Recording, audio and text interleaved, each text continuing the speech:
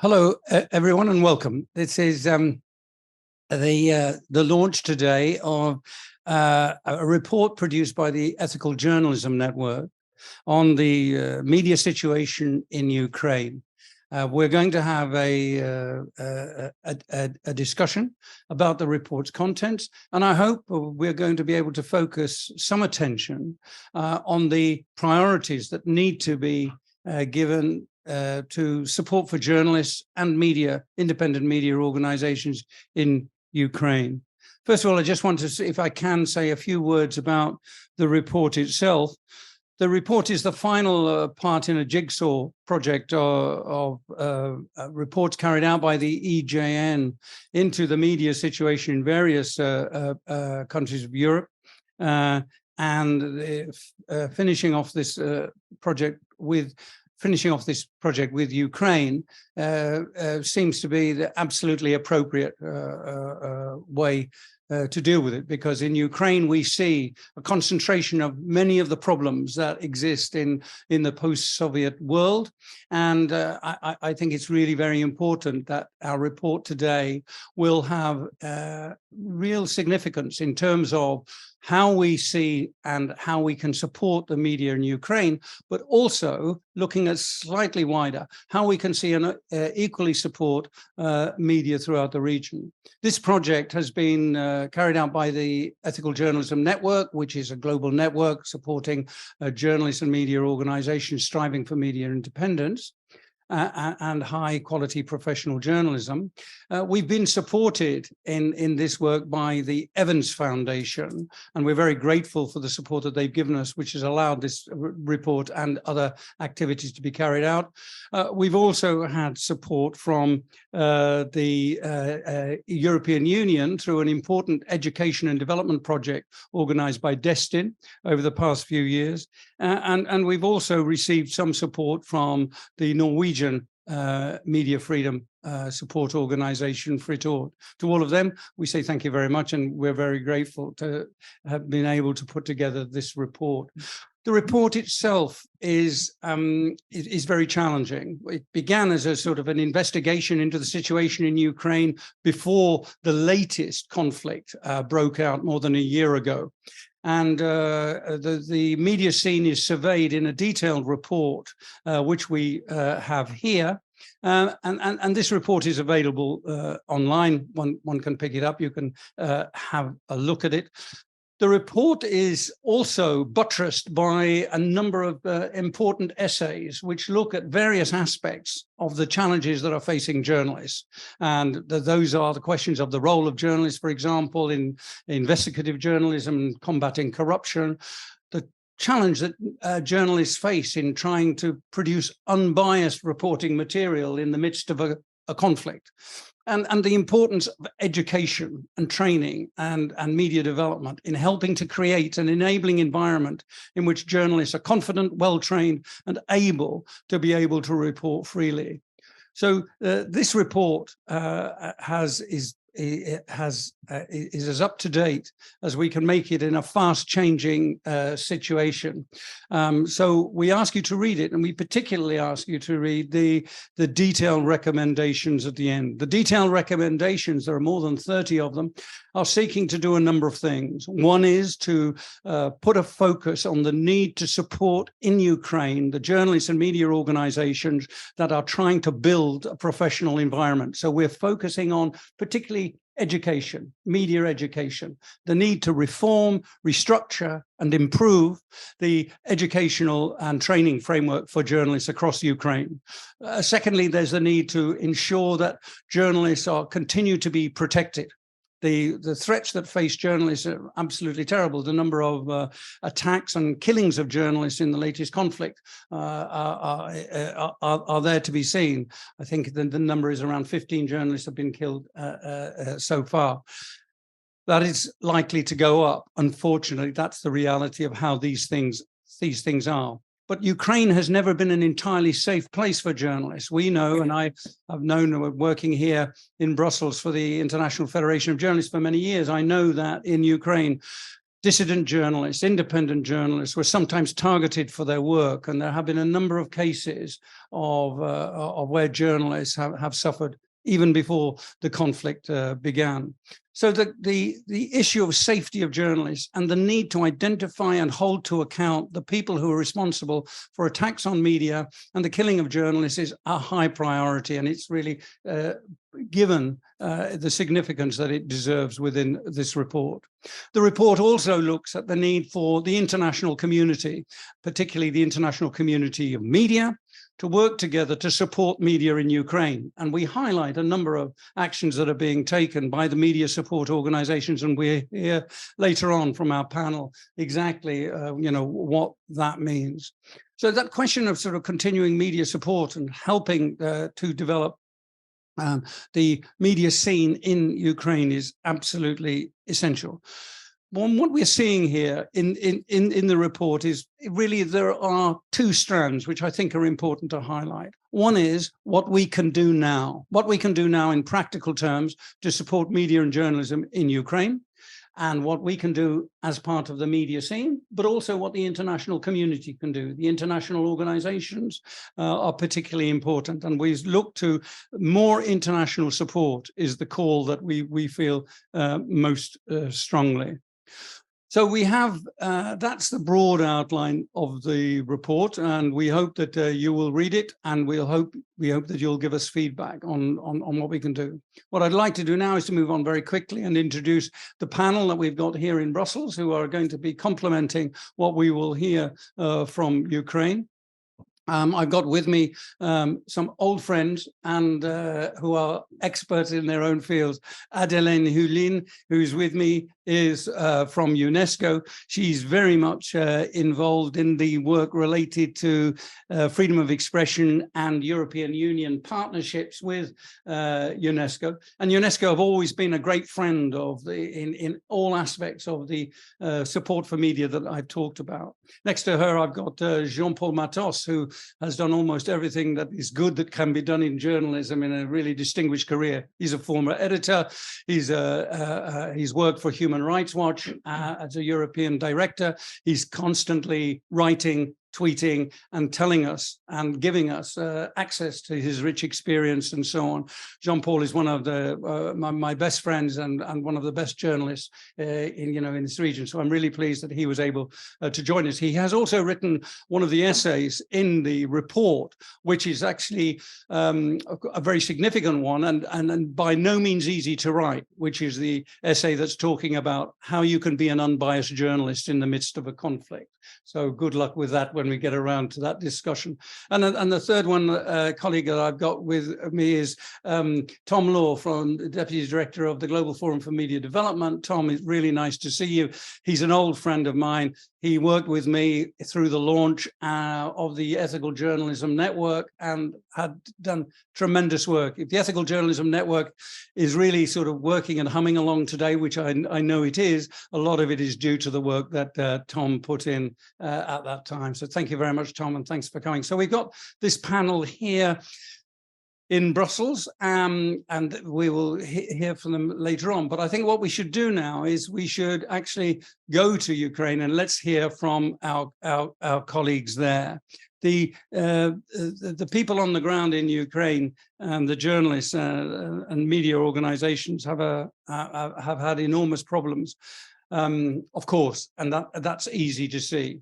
The fact of the matter is that perhaps the biggest struggle is that in the midst of a patriotic war and a war for sovereignty and a war to win back territories that has been lost and lands that have been lost, the challenge for journalists is to maintain your equilibrium, your independence and your professionalism and so on.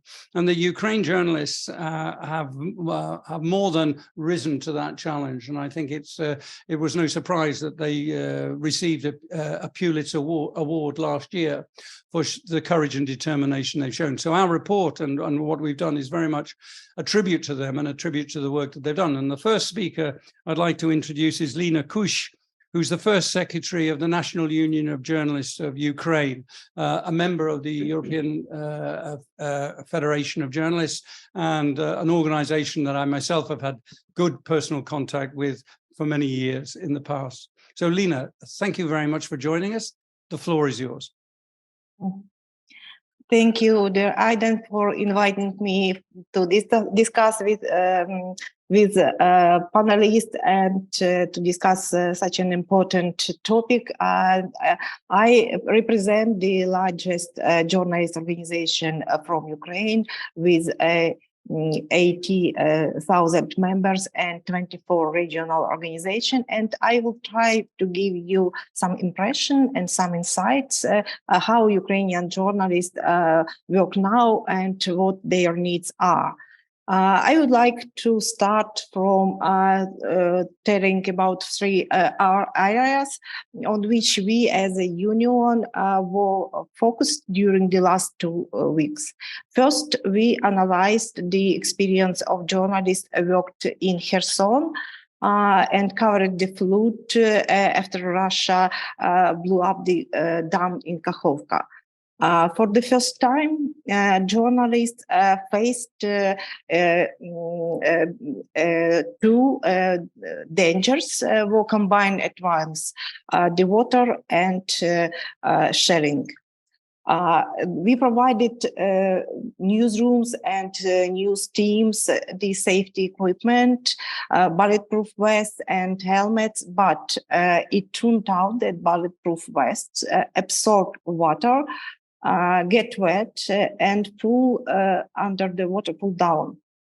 It was dangerous for journalists, and 3 volunteers died because they couldn't immediately release themselves from the bulletproof vests. That's why journalists who boarded the boat either left the bulletproof vest in the car, or they put them on the bottom of the boat, and when the shelling began, they lay down and took cover. And everyone had to make their own decision about their own safety, a hard decision. The ethical challenge for journalists who worked in Kherson was to enter the boat or not during the first days, because entering the journalist to the boat meant that they take place from everyone need evacuation. And I know journalists from big media who refused to enter the boats during the first 2 days. The request for the safety of journalists work was the first request to us as a union after the invasion last year. Today, the request for the safety equipment and safety training and safety skills remains actual. 10 days ago, we held in the 3rd radiation safety training at our journalist solidarity centers in Zaporizhia. Why in Zaporizhia? You understand, because there is a nuclear plant mined by Russia nearby. And this week we expect an important shipment from our foreign partner, one of our foreign partners, to cross the border, radiation safety protecting clothing, and decontamination kits sets are intended for journalists. I hope that the custom clearance, we can pass quickly the custom clearance. The network of journalist solidarity centers was created last year, and today we supported by our international partners, International Federation of Journalists, European Federation of Journalists, and UNESCO. We run 6 centers, including 2 at the front line in Dnipro and Zaporizhia, that provided assistance to more than 3,000 journalists. I am sitting in such center in Kyiv. Behind me, you can see our logo and banners. And if we had 5 minutes during the discussion, I could show you later how the center looks like from the inside. And A special feature of this center is that it's a hub that can provide various types of assistance to journalists, from protective equipment and trainings to a workplace with laptops and internet. This is a good experience and good examples how international aid works. We are in closely contact with many of participants of this discussion, and I am pleased to see here Tom and representatives of Reporters Without Borders, UNESCO, European and Federation and International Federation of Journalists, and I appreciate Brussels Press Club, which I visited in January. And the third important area where we have the results of our efforts is the resuming of almost 30 local newspapers in their occupied and frontline territories. I'm ready to show you, maybe you know about several today in Orikhiv, a frontline city in Zaporizhia region, was destroyed building where a shelter for civilian residents was located. But it was the shelter where volunteers delivered a local newspaper along with food and water. Here is the local newspaper from Orikhiv, 2 or 3 kilometers from the front line. And this newspaper was resumed their work thanks to National Union of Journalists of Ukraine. And after that, we appealed to our international partners to support, to continue support of this newspaper. Here is the why it's important. Maybe I read your study, the IDAN, and there is a lot of attention, a lot of information about working all Ukrainian newspapers or all Ukrainian media. But I would like to attract your attention to the local media, because as to Orikhiv, for example, there are no electricity, there are no internet, there are no TV signal in the city, and the only information source for local citizens who are still there in the shelter is local newspaper only. Here is the newspaper for Kherson. It's the regional newspaper. For Izium, for district in Sumy region, it's close to Russia border, close to Belgorod region in Russia, and they are they have several shelling too, and many for Kharkiv region, for Chernihiv, for Mykolaiv region, and for other regions. So the local media and their work maybe is not so visible from abroad, but it's crucially important for Ukrainians. This war showed us the important role of journalists. In the first hours after the dam New Kherson war blew up, the world media discussed about only version who is responsible for this, maybe Ukraine or maybe Russia. And only after the journalists risked their lives to report from Kherson, show the evacuation, and people suffered because of this situation. After that, the world started talking about the humanitarian disaster.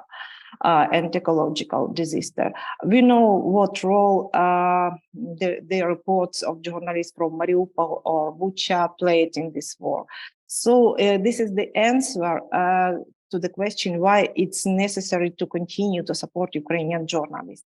We presented last week research about the needs of local newsrooms and Ukrainian journalists now, and I can share some information later during the discussion, as well the examples of about ethical and professional challenges for Ukrainian journalists.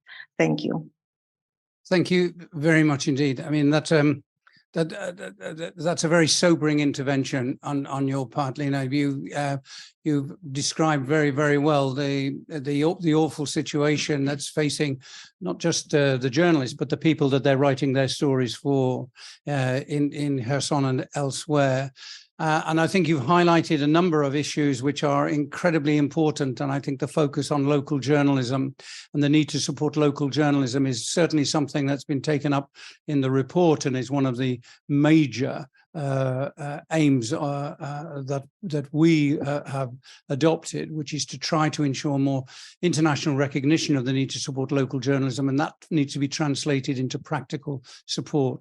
Thank you very much indeed for that, and we'll come back to you and talk to you later on some of the other issues you raised. I want to now turn to Andrei Kulikov.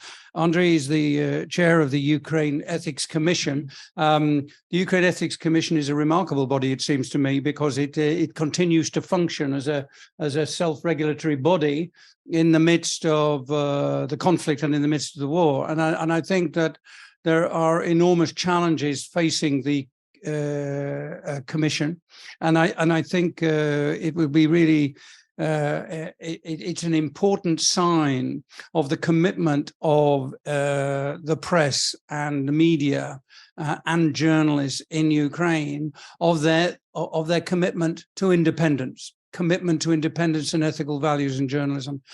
Andrei, would you like to explain to us, how the Commission is working and what really more needs to be done in order to support the work that you're carrying out? Indicatively enough, at the moment, Commission is almost back to normal, because during the first weeks of the full-scale invasion, we were looking into some examples of using hate speech and also about propaganda and counter-propaganda.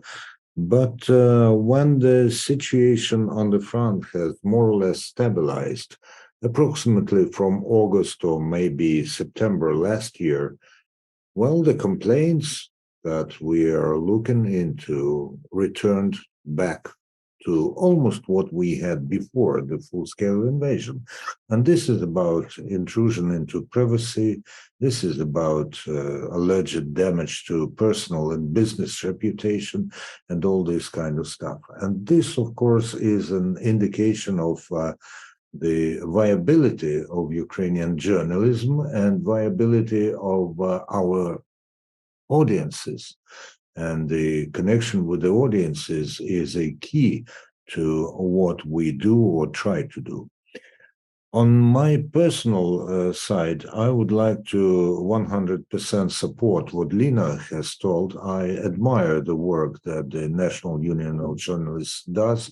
I read their news regularly, and if I had more time on my radio, I would every day report on the interesting and important things that they do. But even the airtime is not endless, so I only report on them from time to time. However, now probably jump a leap forward a bit, a leap towards what our foreign colleagues can do, apart from what Lina has said. And one of the important things to my mind is to try to understand that this is not a new conflict. This is not something that started on the 24th of February of 2022. This is the continuation of at least 9 years of the war that was in Ukraine, this was there in Ukraine, launched by Russia, and which was not very popular to make note of, both in the foreign media and sometimes in Ukraine, because the moods have been changing together with the stages of the conflicts. And even we had a tendency, let's say from 2017 or 2018, to call it the war in the east of Ukraine, thus trying to distance ourselves from the war and to distance the war from ourselves. It was there. And much of the discussion and much of the actions that we are doing now, that we're engaged in now, in reality, they were present in the Ukrainian journalistic milieu since 2014 or even earlier. Aidan was absolutely right when he reminded us that Ukrainian journalists have often been the target of those people who have power and money, and those our colleagues who were telling let's say, unpleasantries to the powers that be were targets of persecution and sometimes prosecution. Also, of course, this has found a new dimension during the full-scale invasion, and the discussion about how you can remain objective during the war was a flare again, as in 2014 or 2015. My personal opinion, shared by some of the colleagues, is that you cannot be neutral during such times of trials and tribulations, but you still can be objective and understand that if you tell truth, unpleasant truth about your country, about what's happening on your side of the front, this leads to the audience getting a fuller picture, sometimes complete picture, sometimes not complete picture, because some things will become known for sure only after the war ends, and no one knows when this war will end.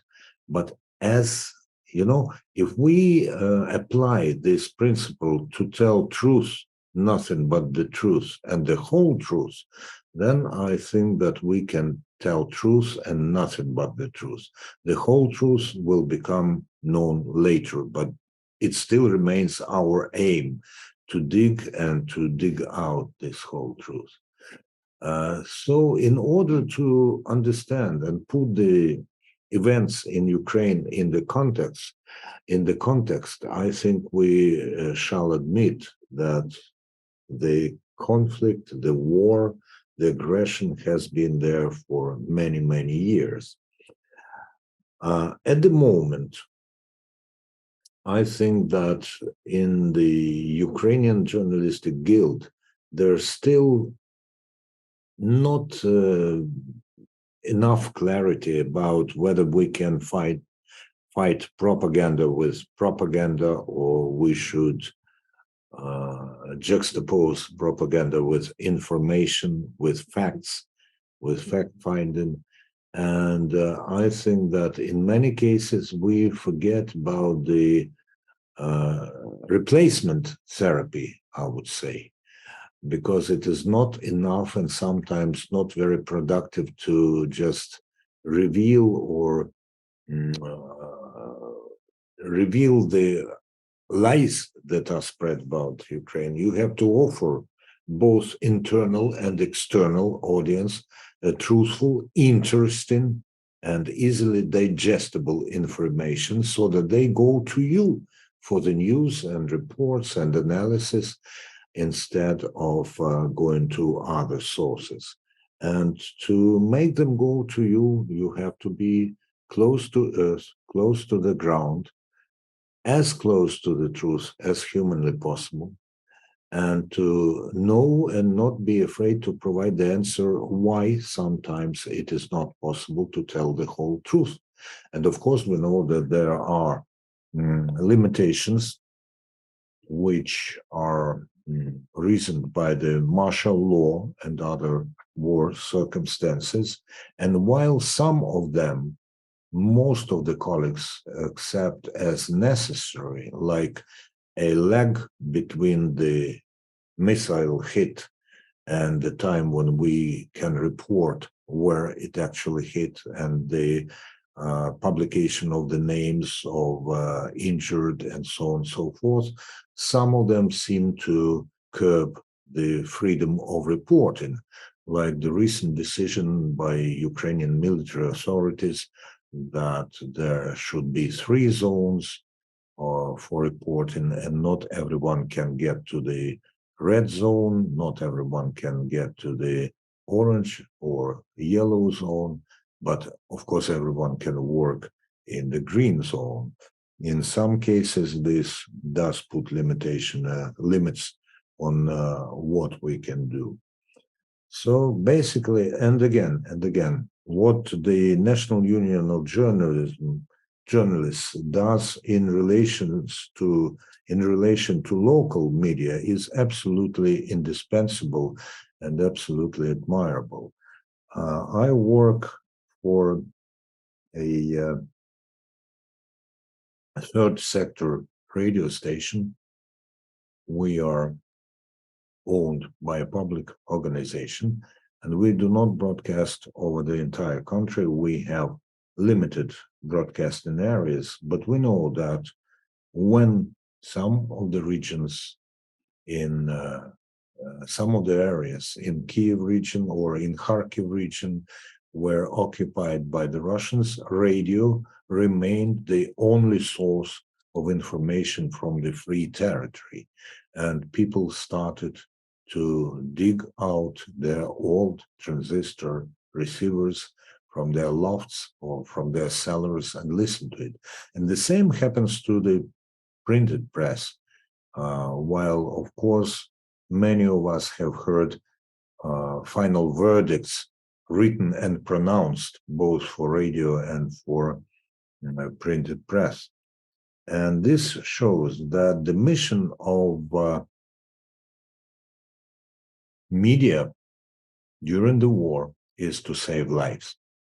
And local press and local radio, and radio in particular, that's my personal opinion, are the best suited means for this. And to save lives, you have to tell people the truth.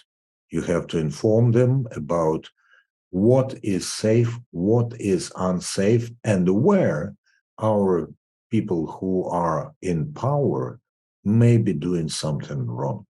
That's why the investigative journalism in Ukraine also lives, also works. And those, I think, who are truly patriotic do not mind that we get to know some unpleasant things about ourselves during this.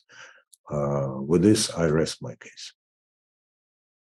Much indeed. I mean, I think you really highlighted the value of, even in the midst of a conflict, the value of the authorities having critical friends in the media who will be very much supportive of the war effort, but at the same time will want to be able to voice criticisms which are legitimate and opinions which are some people in power find difficult to take. And I think one of the great and remarkable things that's been happening in Ukraine is that investigative journalism has continued. There has been exposure of corruption and so on. And there's a simple reality, to put that in a stark contrast, that journalists who in Moscow who would have tried to do the same thing would have been arrested, charged, and put in jail as a result of the sort of the suppression of basic press freedom rights. So I think what you've highlighted here is sort of, again, a testament to the great work that's being done. Okay, I want to move along to our panel now, not in Ukraine. And first of all, I want to ask who's online with us, Jean Chevalier. from Reporters Without Borders. And it's great that you've been able to join us. And tell us, because I think RSF has done a fantastic amount of work. And I should say that the Ethical Journalism Network is establishing a new and a good relationship with RSF in the months to come. And that's a really good thing for us. And I know that RSF is doing some really fantastic and terrific work in terms of solidarity. So tell us a bit about that. Oh, thank you. Hello, Aiden and all the panelists. Thank you very much for the invitation and the opportunity to speak and to discuss with you. Thank you very much for the very interesting testimonies we've heard.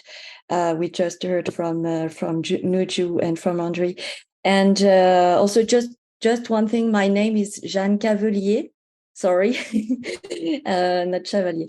And I'm the head of Eastern Europe and Central Asia desk. So now I will explain to you what we've done this more than a whole year in Ukraine. So first, to support Ukrainian media and journalists, first we try to protect journalists and media. Second, to raise awareness and to fight impunity. And third, to fight propaganda. So I will try to be not very long, but to explain to you. So the first point is to protecting journalists and media. So not a long time after the full-scale invasion, we started to open the Lviv and Kiev press freedom centers. So with our partner IMI, the Institute of Mass Information. And now, thanks to these centers, we have supported more than 1,000 journalists and fixers in Ukraine with safety equipment, loan of helmets and bulletproof jackets, but also energy equipment. We've provided training to 365 journalists, and it can be it was physical safety trainings, medical first aid trainings, psychological trainings.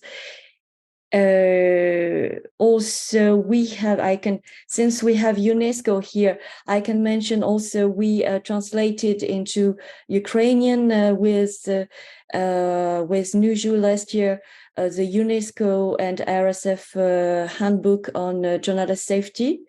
The website, RSF training website, is also about safety, is also available in Ukrainian. We also offer psychological support to journalists. It can be through our platform, online platform with our partner Utelmed, or we can finance several sessions with psychologists on the ground for journalists who prefer to, who have already chosen psychologists. Also, very important, we provide financial support. We provided already for 160 journalists and 30 media outlets, mostly small, not only, but mostly small media outlets on the front line, because as the panelists said earlier, it's very important for the people who are really near the front line to be informed for their own safety and to fight propaganda. And soon we will provide a residency program in Western Ukraine to help media professionals to resist the challenges such as burnout or distress, to restore their psychological state, and to provide them with emotional resource to continue doing their job. And we will do that in Western Ukraine. So the male journalist will be able to follow it also. My second point was raising awareness and fighting impunity. So first, we monitor every day the press freedom situation in Ukraine. So now, within our mandate, we have counted 11 journalists killed and 24 injured. We have a map of exactions updated on our website. And we filed already in total 17 complaints to the ICC and to the International Criminal Court and to the Ukrainian prosecutor. We also do investigation and strategic litigation, I've told you already, but investigations on several emblematic cases like Max Levin's execution or Dmytro Khilyuk disappearance in Russia. And for instance, my colleague in charge of the investigation desk was in Ukraine 2 weeks ago, and he found new elements about Khilyuk's location in Russia because he changed his prison. So it's important to work on that and to raise awareness on this kind of cases among the public, but also to the prosecutors, Ukrainian and international prosecutors. We also advocate to the general public. So it's communication about cases to raise the public awareness on the social importance of the journalists in Ukraine and on the war against information waged by the Kremlin.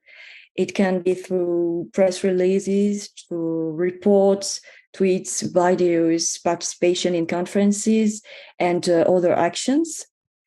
We also advocate to the Ukrainian institutions, of course, for them to prioritize the investigations on crimes against journalists.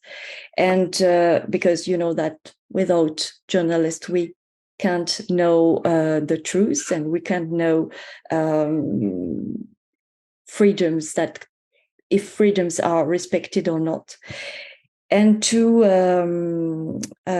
we also promote the quality journalism to the Ukrainian institutions. We make our critiques and recommendations to the government. For instance, we spoke about accreditation of journalists, about the National News Marathon, and so on. My third one was about fighting against Russian propaganda.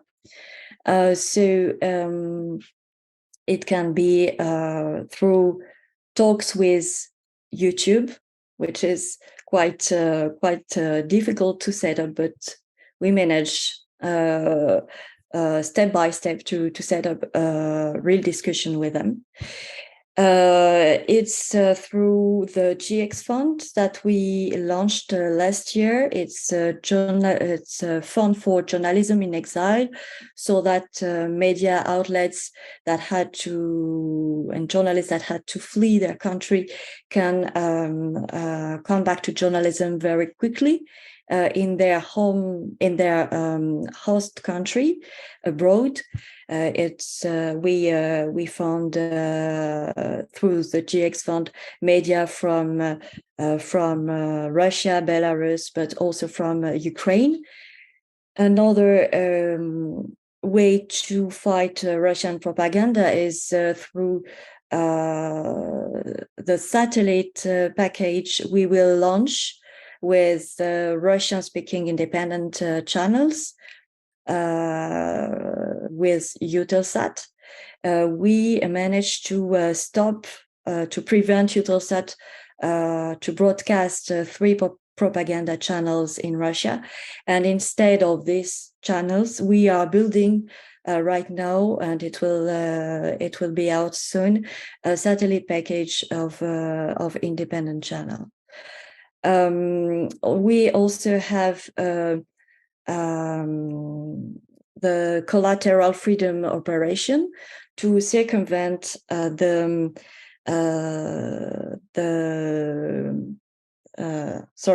circumvent the censorship through mirror sites. So it's exactly the same websites, but it's hosted in a server that is very difficult for the authorities to block. So any media outlet can come to us, and we freely develop mirror sites for them. So we have many requests from different countries, sometimes also requests from non-Russian media outlets that are blocked in Russia but want to be unblocked also in Russia, for instance. And we launched very recently in June with NewsGuard the Journalism Trust Initiative in Ukraine. So the Journalism Trust Initiative, it's a mechanism to promote the trustworthiness of information and to fight disinformation. So in our view, it's very important, especially in Ukraine. That's why we did this partnership with NewsGuard to very closely follow the 25 newsrooms that volunteered to be certified with the Journalism Trust Initiative. But maybe some people in the audience don't know. So the GTI it's like an ISO norm. It's based on a standard for the trustworthiness of news and information. It has been developed under the aegis of the European Committee for Standardization. It has 18 clauses to cover the institutional and process level of journalistic production. For instance, ownership, transparency, editorial guidelines, independence, correction policies, and so on. It's like an ISO norm. You have 130 questions to answer. And at the end of the process, the media outlet can be certified, and it can help, especially the Ukrainian media, to get an economic boost, because it can be used for them to promote the way they are making news, the fact they are independent among advertisers, among donors, and of course among their own public. And thank you very much for listening to me, and I'm ready to answer your questions if you have some. Thanks very much indeed. We'll come back to that later on. The Journalism Trust Initiative is a really important project. We in the Ethical Journalism Network worked with RSF and in the development of that, including in producing the editorial guidelines. It's a great self-certifying system which helps to identify media that are trustworthy and reliable. And given the the scope for misinformation and disinformation and online misinformation, it's really an important development. Thanks very much for that, and thanks for the detail, Jeanne, on the work that RSF is doing. I want to go back when one's talking about trust. Perhaps now, if I can turn to the colleagues who are here with me, Jean-Paul Matos. The question of building trust is enormously important, and journalists themselves are really conscious of that of that responsibility that they have to be trustworthy. And one of the biggest, most difficult challenges they face in reporting a conflict is to do so and at the same time stick close to the moral value of ethical independence and not be biased. Well, in Ukraine, that's extremely difficult for the journalists on the ground. They want to be supporting the war effort, and they also want to stick close to their moral values. I mean, how can they do that? Well, thank you, Aidan, for inviting me to take part in this very interesting discussion. I have to say that my reflection will be very close to those of Andrei Kulikov. I mean, although they will be based mostly on my observation of how international journalists operate in regard of the Ukraine conflict. It's true that our war is a major test for journalism and media freedom. It raises the bar of journalistic responsibilities, especially if journalists report on a conflict in which their own country has taken side, which is the case for most Western European journalists, for instance, but also especially for Ukraine, where the country is directly engaged and where the survival of the country is at stake. Restrictions of their work are inevitable, and many of these restrictions are reasonable. But in a democracy, these measures related to access to the front lines, for instance, or censorship, must be open to debate so that journalists can play the role they are supposed to assume in a democracy, and especially in a democracy at war. And I would say that our first task of journalists is to prove that the famous saying, the conventional wisdom saying that truth is the first casualty of war, is not acceptable. It is part of their mission to contradict that saying. Let's remember that in the Second World War, for instance, the rules applying to censorship were only applicable to security-related issues. They were not applied to policy issues. It happened during the Second World War that journalists, and the most prominent journalists like Ed Murrow or E.J. Liebling or Ives Sloan, they very seriously criticized positions taken by the US government, even military decisions, like, for instance, during the North African invasion, they criticized the fact that the US Army was trying to placate the French collaborationist army against the Gaullists. Even General Patton, who was the most famous general in the US Army, was exposed by the media because he had slapped a GI, a soldier who had been affected by trauma in the hospital, and he was demoted and displaced by General Eisenhower. So this is the kind of clear guideline that we have to make. Let's separate what is security-related from what is policy-related. During the Second World War, there was a major vacuum in the way the US journalists and British journalists covered the war. They didn't really cover war crimes by their own forces or strategic bombing, the effects of strategic bombing on cities. It changed with the Vietnam War. It's interesting to retrace a little bit the history of journalists. It changed with the famous My Lai massacre investigation by Seymour Hersh in 1968. Today, for journalists, I mean, they're expected to hold their own authorities accountable on issues which determine the moral clarity of their cause. This is something which is considered today as part of ethical journalism. Recently, this was solemnly affirmed in an Australian court when investigative journalists of the Australian Broadcasting Corporation and a few mainstream media were vindicated for exposing the crimes allegedly committed by Australian special forces in Afghanistan.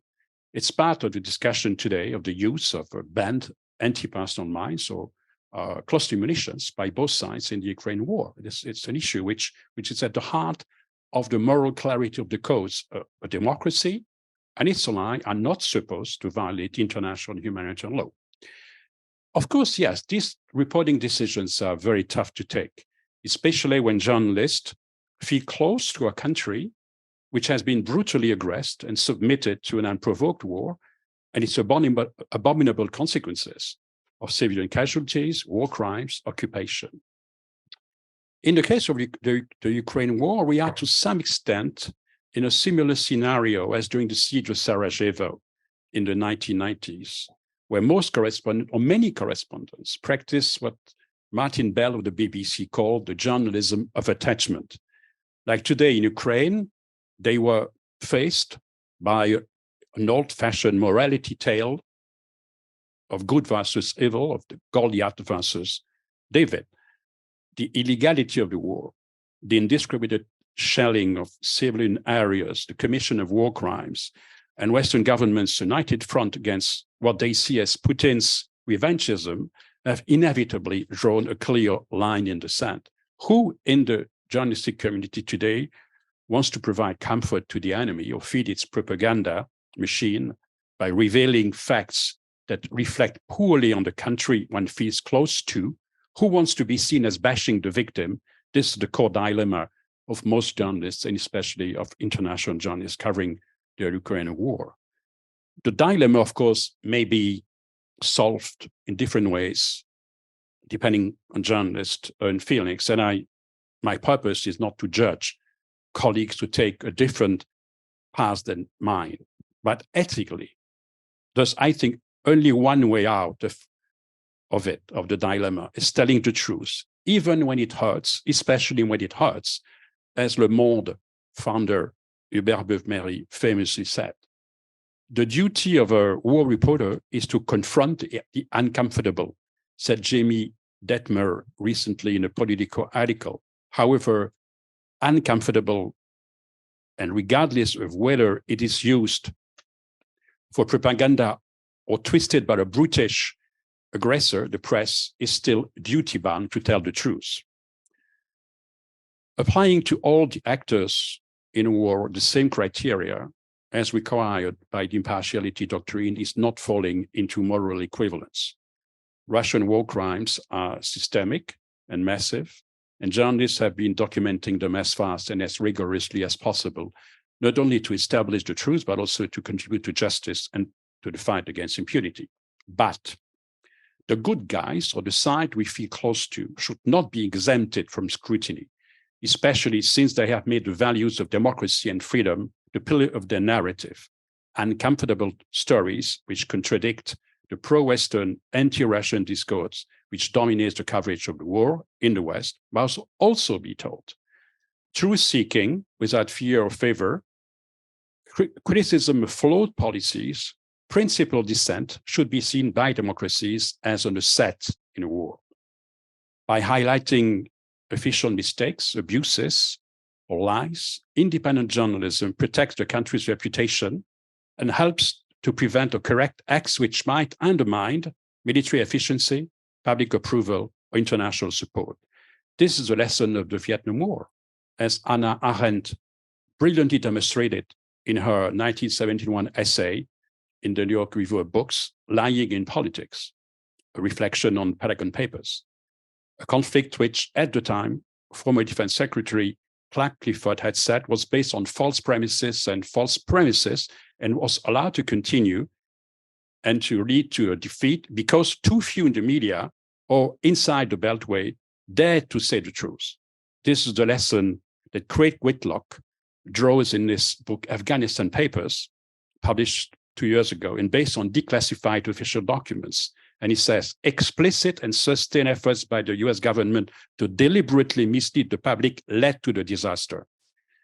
And it is a lesson of the investigation of the Kiev Independent into abuses and mismanagement of the International Legion a couple of months ago, which was rewarded by a European Press Prize. And I quote the head of investigation of the Kiev Independent, Anna Mikonyuk, who said, "We are living in a democratic society in Ukraine, and any form of misdeed and corruption must be put to an end.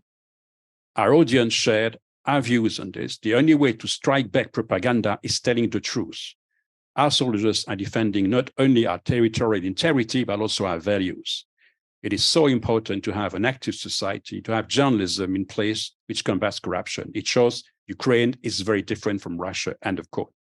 And I will quote a famous senator in the history of the US, of the United States during the Vietnam War, which can be a sort of guiding norm for journalists as well, not only for public officials. Senator William Fulbright at the time, in 1996, was the chair of the Senate Foreign Relations Committee. He was not a subversive, was not a communist. And he said in his speech called Dissent as a Higher Form of Patriotism, and I quote him, "To criticize one's country is to do it a service and pay it a compliment. It is a service because it may spur the country to do better than it is doing. It is a compliment because it evidences a belief that the country can do better than it is doing. Criticism is more than a right. It's an act of patriotism, a higher form of patriotism, I believe, than the familiar rituals of national adulation. End of quote. Thank you. Jean-Paul, thank you very much indeed. I mean, I think you have really honed in on one of the really key objectives of our report, which is that, you know, to take the cliche about truth-telling and to convert it into a working reality for good journalism in Ukraine and around Ukraine. And I think that really is one of the most important things we have to do. So we need to create the conditions in which there is political respect for journalists who wish to express criticism and do so in a professional manner. They should have the freedom to do so. And there are many politicians who, unfortunately, have a knee-jerk response to media criticism, which tends to resist it and to try to be secretive in the way that they deal with it. And I think in this time, you rightly sort of highlighted the importance of it. It also, I think, is an issue for journalists. Journalists themselves need to be well-trained and capable and competent in order to have the confidence to be able to tell the truth. And I think that's why journalistic education and training is such an important issue, and it figures very strongly in our report. We're very grateful for the work that was done by the Destin Project, who have supported this. And what they did, their project was to support the quality of education and in MA courses and BA courses in journalism being organized by Ukraine universities. And they got together 10 universities in Ukraine and were able to sort of put together sort of a program of support which is designed to help and improve the quality of training. And I think that whole question of education and preparing the next generation of journalists to be able to deal with when this war will end, and it will end at some point, for the media landscape that will have to be created at that time. And so therefore, let's, if I can quickly go on to my last two colleagues who've joined us here today. Adeline, you're working with UNESCO. UNESCO has a very specific and supportive role to play, not just in terms of free expression, but also in the field of education and so on. So I'd really like to know what UNESCO is doing these days around Ukraine. Thank you. Sorry. Thank you so much, Aidan, and good morning, everyone. Thanks a lot for this invitation to join this panel discussion, but also to launch this important launch and report.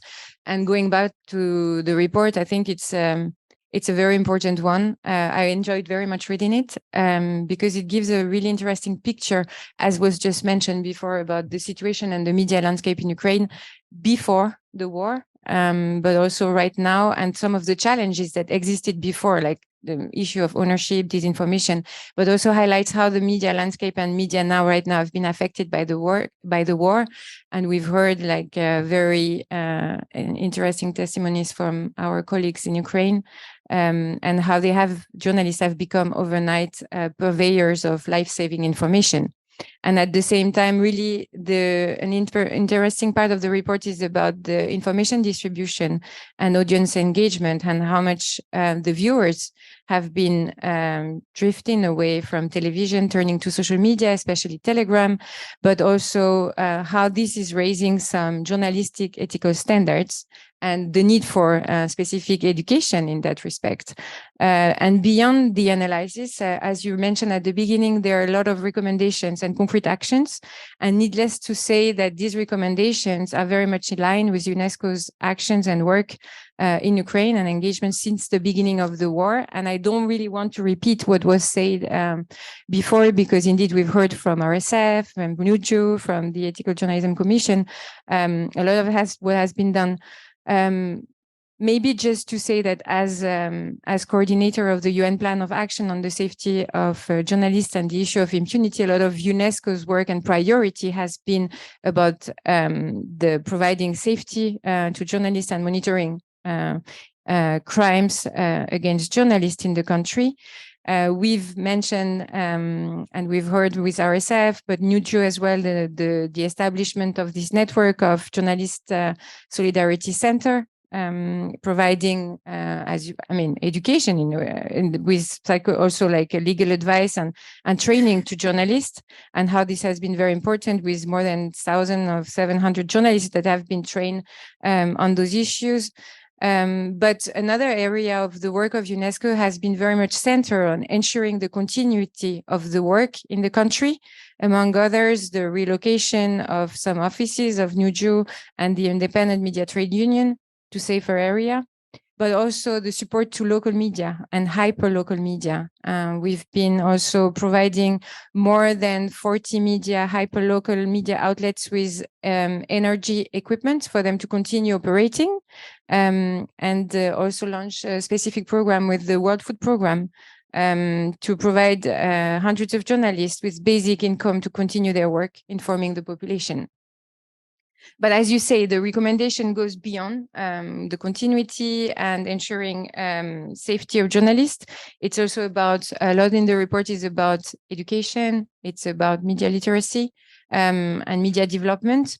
And here UNESCO has been also right now quite active in supporting the Commission on, the CGE, Commission on Journalism Ethics, to right now, for instance, develop an updated handbook for journalists and students. And right now, they are actually carrying out an independent needs assessment amongst journalism professors to understand better what are the needs here for right now and for the future in terms of education.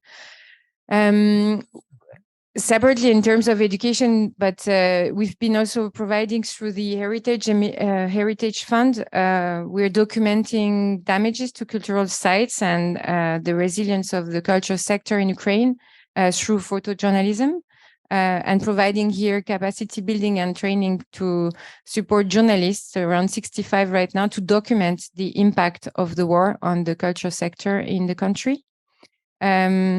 And just very quickly and lastly, we've talked about education, the need for journalist education, but we also need to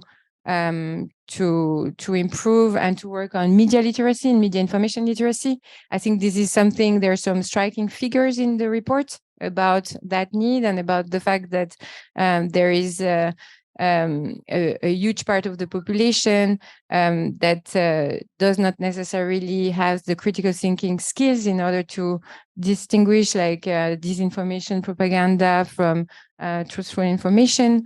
So this is also an area where UNESCO is being very active, is into developing and engaging with to provide better education of citizens on how to understand and engage with online media on all platforms. And to actually work on the urgent need for wide-reaching media literacy campaigns targeting all segments of the population in all regions in the country. And I'll just stop here. Thank you. Thank you very much. I mean, I think, again, you've highlighted and reinforced some of the points that have been made already about the need to build trust within the audience, in the public at large. Jeanne has referred to that in terms of the work that's being done also by RSF through the Journalism Trust Initiative and so on. So this question of building trust seems to be absolutely important. So we need to support the journalists in their wish to acquire the skills that are necessary in order to be investigative journalists, for example, is going to be one issue. We need to create a political environment which is going to be allowing a critical independent journalism to function, and we need to, above all, to sort of ensure the safety of journalists. That's quite clear. All of these issues are really on the minds of the media development community at the moment, Tom. So can you tell us a little bit about what the global media development community is doing to focus support for Ukraine? Thank you, Aidan. Yes, well, I'm very privileged to work for the Secretariat of the Global Forum for Media Development. And our mandate comes from our over 140 members, including the EJN, including the big international INGOs that are responding to the crisis in Ukraine, and national organizations such as NUJU, who we have with us today. And it's that platform and that mandate which kind of gives myself and the other members of the Secretariat the kind of platform to speak in these kinds of fora on behalf of the sector. We've been supporting our members and other colleagues in Ukraine by creating a fundraising guide in Ukrainian. But most importantly, we kicked off a coordination effort, an information sharing effort within 48 hours of the invasion. And that has enabled kind of better coordination between various actors, mapping who's doing what, briefings on certain topics, and also joint advocacy. So last year at the festival in Perugia, International Journalism Festival, we facilitated a declaration in support of Ukrainian media, and it was signed by over 200 organizations. And it's very important to say that the drafting of that declaration was led by Ukrainian colleagues, and it includes very clear advocacy requests and recommendations on international media assistance, donors and intergovernmental organizations, tech platforms and advertising, and also to international media in the way they report in terms of avoiding false equivalence or involving, as was noted earlier, the kind of journalism of attachment. And we've been using this declaration as the platform for our advocacy work over the last year and a half. And, you know, one of the main things that we do is to remind donors who support Ukrainian media and others that the global figure of 0.3% of overseas development assistance goes to media.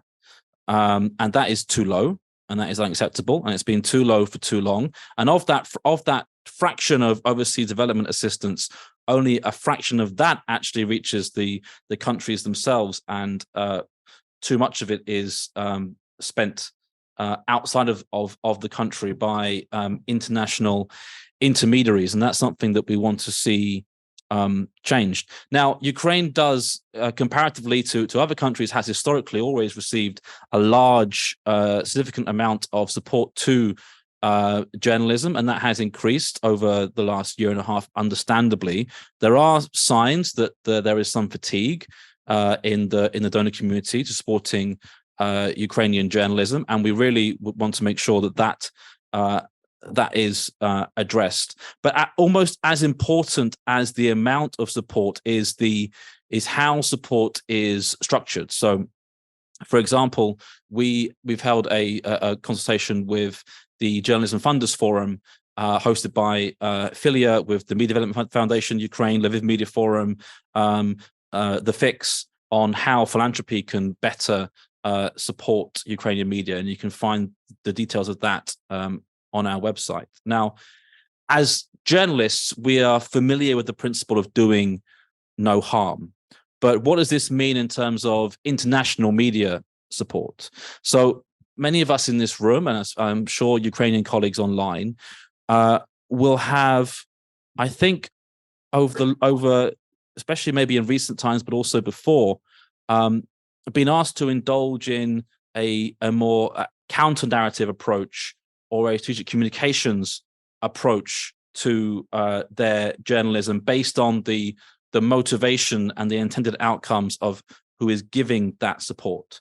So I don't know if people online listening have perhaps felt that their editorial agenda is sometimes skewed based on the topics which donors are willing to support.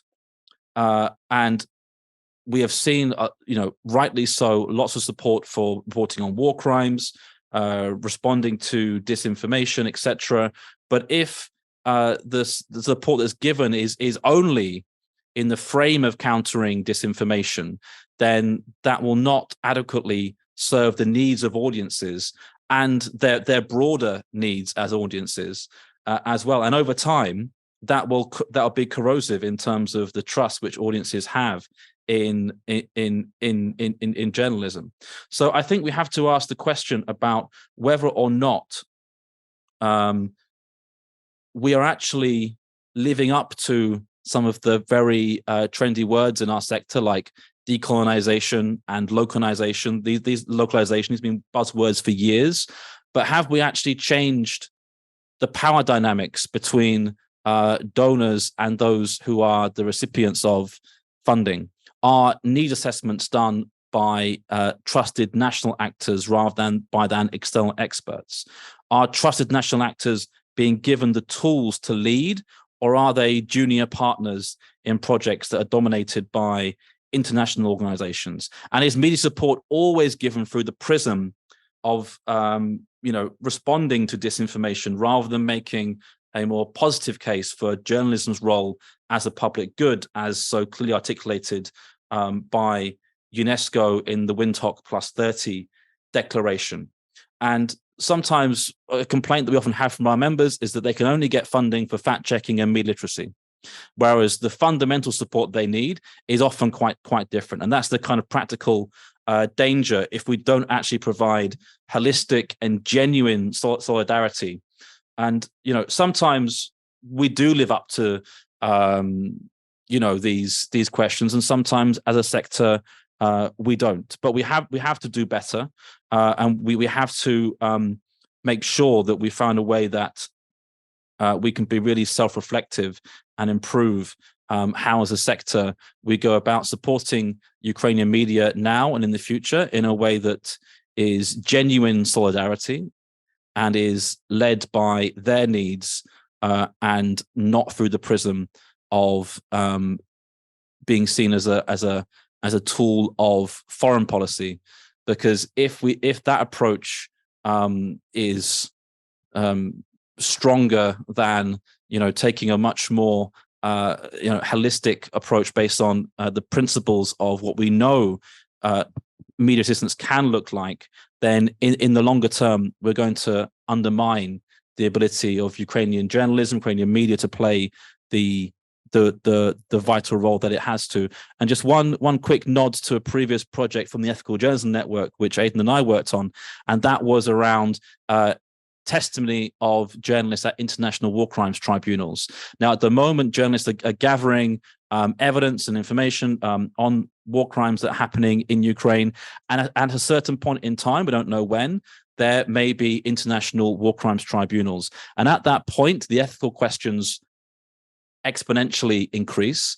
And we need to learn from past experiences in Yugoslavia and elsewhere, and make sure that the journalists who do decide to do that, and not all will, that they actually have the moral, legal, psychological, and financial support they need to adequately and represent themselves and their work, if they choose to do so in those fora.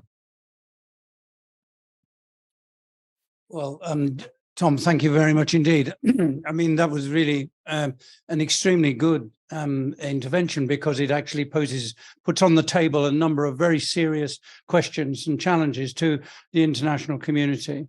I mean, that whole question about whether or not the international support is entirely dependent on seeing political and strategic objectives being realized by governments is a major question, and it seems to me that the international donor community and governments need to recognize that what they need to have in Ukraine and anywhere else where they're providing support is they need to have the sort of journalism that will be courageous enough and equipped and in an environment that enables them to do so, that will allow them to criticize everybody, including perhaps those who are actually providing support.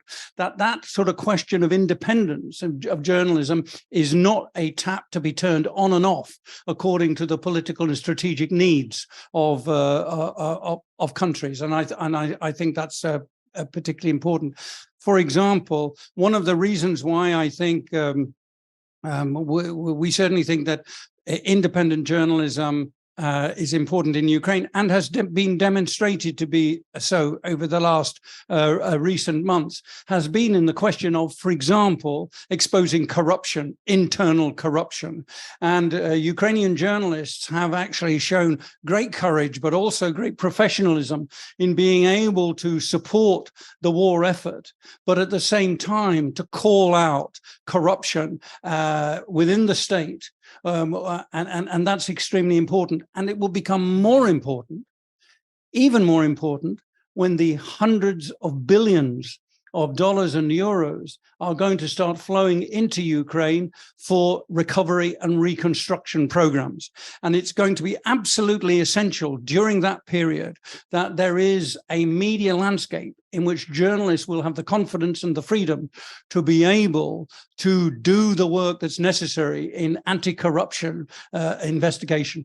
You will know, Tom, from your sort of previous experience, I mean, up to around 30% of all of the money that is sent into countries to rebuild and reconstruct after conflict, almost 30% disappears through various forms of corruption. And this has been the story in Iraq, in the Balkans, in Afghanistan, and so on. If that is not going to happen in Ukraine, it's going to require a cadre, a cohort of journalists who are able to keep an eye on what's going on and will have the skills to be able to investigate. And I think that, again, that's why that question of building the skills base of journalists is very important.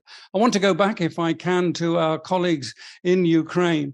You've heard a lot of things that have been said here, which there is a lot of well-meaning commitment to building support for Ukraine. I'm particularly interested if you feel that there is what more can be done by the international community in order to connect with journalists and media in Ukraine to make sure that the support they're getting is targeted and is actually going to deliver what it really is needed from your perspective.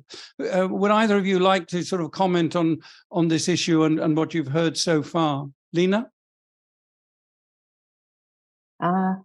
Thank you for this question. I would like to react for previous speaker and said that maybe we as Ukrainian journalists, we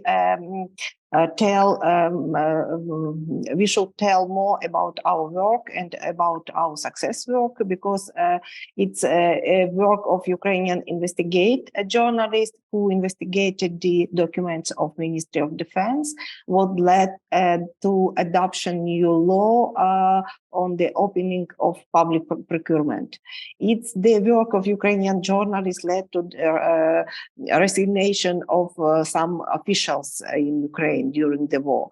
And Ukrainian journalists were the first who tell the stories of women suffered from conflict-related sexual violence. And despite of former Yugoslavia, we have no 8 or 9 years to wait when the women will be ready to tell about what happened with them. So the trust to Ukrainian media caused that women told their stories now, and it's very important. As to Ukrainian journalists' need and Ukrainian media needs, they have different needs according to our survey, and all models of economical independence in Ukraine of Ukrainian media were destroyed. No incomes from advertisement, no incomes from any partners, and no incomes for salary for journalists. According to our survey, about every fourth journalist in Ukraine works without salary, and the median salary for a local journalist is about 200 euros per month. And the big problem for local media and for all Ukrainian media is a lack of professional journalists because of the war. Some journalists changed their work, some of them were relocated, and the journalists who are still working, they suffered from burning out, they suffered from relocation and many personal problems, or they are suffered of continue for shelling when they are living in the dangerous places in the war zones. Maybe I would like to call all our partners to invest in people, to invest money, to invest attention, to invest all efforts to save the journalist team, to teach new journalists or the new people for journalists, and to give them technical equipment, give them skills, and give the newsrooms any basement for independence from politics and from politicians and from large business. Indeed. Andrei, is there anything you'd like to add? Just 2 points. I support whatever as Lina has said now. I would like to thank Jean Cavalier because I suppose that the bulletproof jacket that I own, at least until the end of the war, comes from your organization because I got it from the EIMI. And I also want to recall a story. In March last year, I got a call from a producer at the CNN from America, and she was asking where I was broadcasting from at that time. And I said, I'm broadcasting from my kitchen. And she said, and what do you do when the air alert sounds? I said, I go to my bathroom and continue to broadcast from there. And she says, you know, your corridor may be safer. And then I remember that when she introduced herself, there was a Slavic sounding name ending with ich. So I asked her, are you from Bosnia? And she says, yes, originally I'm from there. And this is, for me, was a huge inspiration that a person finds 15 or even 10 seconds to give an advice to a colleague separated by thousands of miles. And she cares. And I know that many colleagues the world over care. Same as we care about the world. Thank you for your thoughtful analysis. Thank you for telling us some things that help put the situation into context. And thank you for trying to understand us. Thank you very much indeed. I have to say it's been a very fruitful, if sobering, discussion in terms of outlining the many complex and different issues. I wonder, Jeanne, is there anything you would like to add?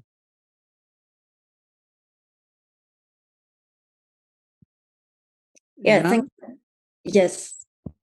Yes, sorry. Yeah, just to maybe to underline the fact that the Russian continue to strike civilians and to strike to strike journalists, and this has to be fighted on. We have to fight against this strike in court. So we need to fight against impunity again and again. I think that beyond protecting journalists, that's our very important role as international organization right now. Thanks very Not much. To forget. Thank you very much. I mean, I think that's absolutely right. I have to say, I think the international community must step up to make sure that everyone who is guilty of war crimes, of attacks on journalists and news media are held accountable. That's absolutely a starting point for bringing justice to bear in this terrible conflict. I think that takes us really to the end of what we've been talking about this morning. I just want to highlight again the major issues that we've talked about, and I think which are reflected in the report. I hope you'll all be able to sort of read it and follow it. What we're looking for here is that there needs to be more international support, more governmental support, and more support which is not directed solely at the political and strategic interests of states, but is actually directed towards supporting independent, ethical journalism and news media. That there needs to be a really useful and working partnership, which is in place, but needs to be developed with Ukrainian media and Ukrainian journalists. There needs to be an understanding of the importance of local journalism and how local journalism, particularly in the area where the conflicts are taking place, needs to be given priority. There needs to be, above all, support for journalists and support for people who want to get into journalism. So more efforts to improve the quality of education in journalism, and so on. There needs to be more investment in investigative journalism, and there needs, above all, to be more practical support for journalists. That means, and we've heard something, Lena has been very honest about the very low wages and the poor conditions in which journalists are working in Ukraine. The international community needs to recognize that this is an area where more support is to be given. So if this war is to be fought to a successful conclusion, it will only be done on the basis of an information landscape which is not toxic, which is not polluted by misinformation and propaganda, but in which reliable streams of information are provided by confident and competent journalists on the spot. I think that's really what the main demands of our report are: to recognize the problem, look for practical solutions, and to take urgent action to have those solutions brought into effect. So thank you all very much for joining me this morning. It's been really illuminating. It's been good to hold this meeting here in Brussels, which is one of the political centers where support for Ukraine is constantly under discussion. And it's really important for us to make sure that when support for Ukraine is now discussed, that the issue of media freedom and independent journalism is given the priority status that it deserves. Thank you all very much from Ukraine and from here in Brussels for taking part. And good luck to you all, and best of luck for everyone. And please do have a look at our report, and we hope that you'll be able to use it to promote more support for our colleagues in Ukraine. Thanks very much.